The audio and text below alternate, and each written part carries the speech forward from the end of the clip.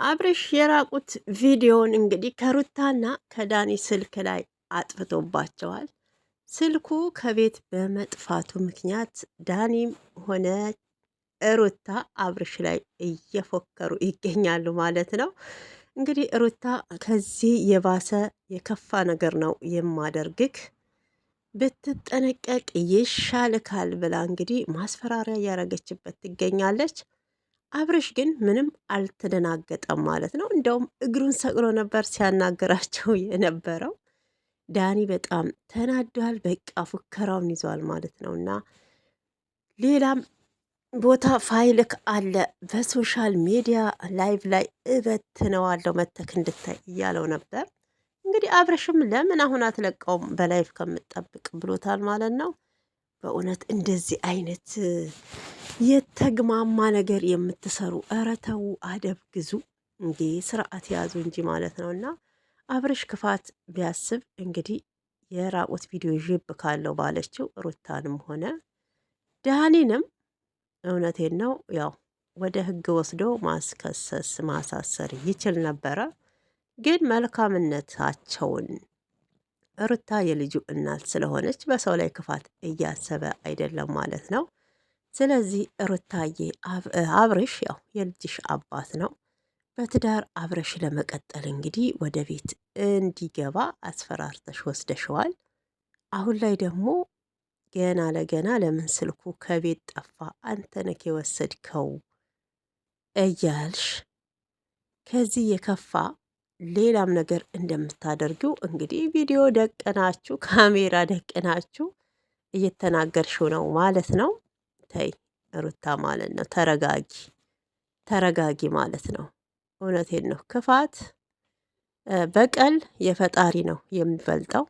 የሰው በቀል ምንም የሰው ክፋት ምንም አያደርግም ማለት ነው። እና ቢያንስ መልካምነትሽን እያሳየሽ እንደነበረ ከዚህ ቀደም አሁንም በመልካምነትሽ ብትቀጥይ እውነቴን ነው የባሰ ማለት ነው ለሰዎች እይታ ለሰዎች በቃ በጣም እንደሚወዱሽ እንግዲህ እንደምንወድሽ ልበል አደል እንዴ?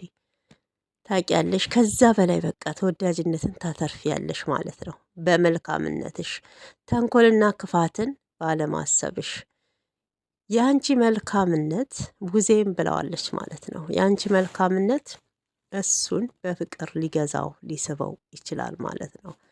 አሁን ላይ ፍቅር ሳይሆን አብርሽ ጋም ያየነው እልህ ነው፣ ሩታ ጋም ያለው እልህ ነው ማለት ነው። እና በእልህ ደግሞ ቤት አይገነባም በብልሃት ነው እንጂ ማለት ነው። ስለዚህ እያደረጋችሁ ያላችሁት ነገር ትክክል አይደለም፣ ትክክል አይደለም። ዳኒ ለምንድን ነው ከህይወታቸው የማትወጣው? ከህይወታቸው ለምን አትወጣም ማለት ነው? አንተ ያው አብርሽን ወደ ቤት የመለስክ ወደ ሩታ ህይወት ያስገባክ የልጇ አባት ነው። ልጇን ብቻዋን ከምታሳድግ ከአባቱ ጋር ማደግ አለበት ብለክ ይህን ሲስተም ተጠቅማችሁ አብርሽ እንዲገባ አድርጋችሁታል። ይሄኛው ክፋት አልነበረም። አብርሽ ወደ ቤት መመለሱ ክፋቱ ምኑ ላይ ነው?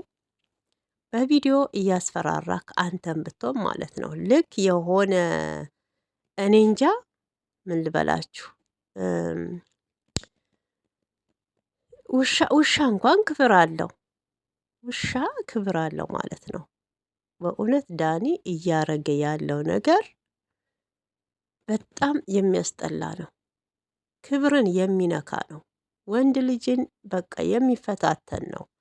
እዚህ ጋር ደግሞ ለባልሽ ማንም እንዳይንቀው ክብር እንዲሰጡት ማድረግ የምትችው ሩታ ነሽ ማለት ነው። ሩታ በከፈትሽው መንገድ ነው አሁን ሁሉም እየተነሳ የሚፈነጨው። እውነቴን ነው። ሁሉም እየተነሳ ማለት ነው። እና እናንተ ትዳራችሁን አክብራችሁ ተስማምታችሁ ተነጋግራችሁ ብትኖሩ ዳኒም በዚህ ጉዳይ ውስጥ ባልገባ።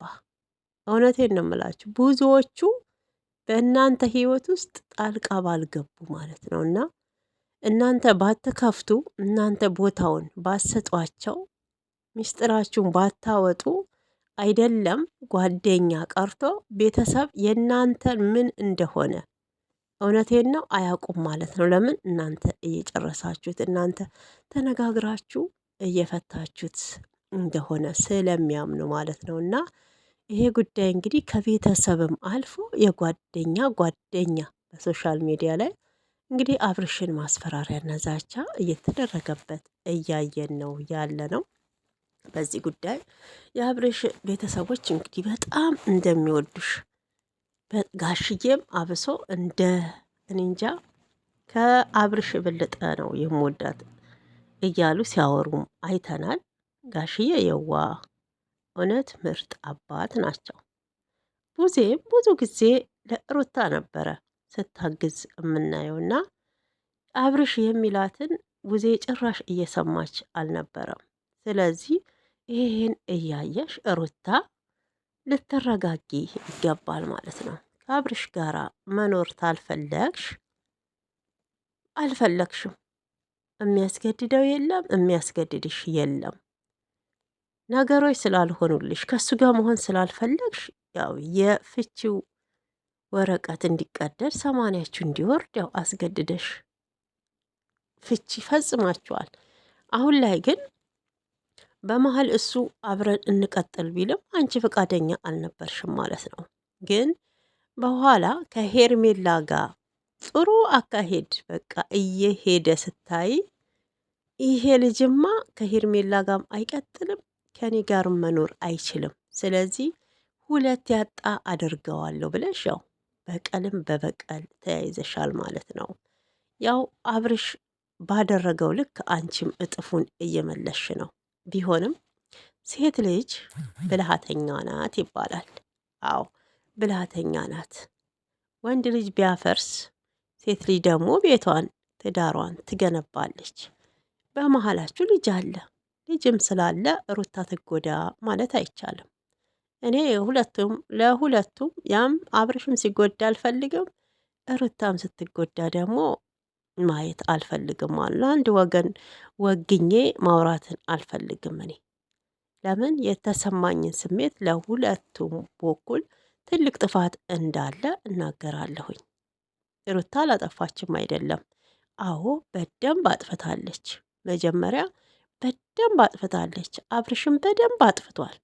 ጥፋት ተባለ ሩታ አብርሽን ከማመን ይልቅ ሌሎች ጓደኞቹን ይሄ የቡና ጠጡ ወሬ አምጥተው የድድ ማስጫ ወሬ በቃ ስራ ፈቶች የሚያወሩትን የሚነግሯትን እውነት እያረገች መጀመሪያ ለትዳሯ እንግዲህ ንፋስ እንዲገባ የከፈተችው በዛ ነው።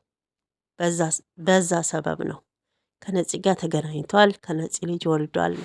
ይህ አላደል ይሄ ትርኪ ምርኪ በቃ እዚህ ግባ የማይባል ወሬ ማለት ነው። እና በዛ ነው እንግዲህ መጀመሪያ ባልሽን አካልሽን እንግዲህ የልጅሽን አባት ወደፊት በቃ አብረን ብዙ የልጅ ልጅ እናያለን ብላችሁ አቅዳችሁ ለትዳር የገባችሁ ባልሽን ታላመንሽ ማን ልታምኝ ነበረ?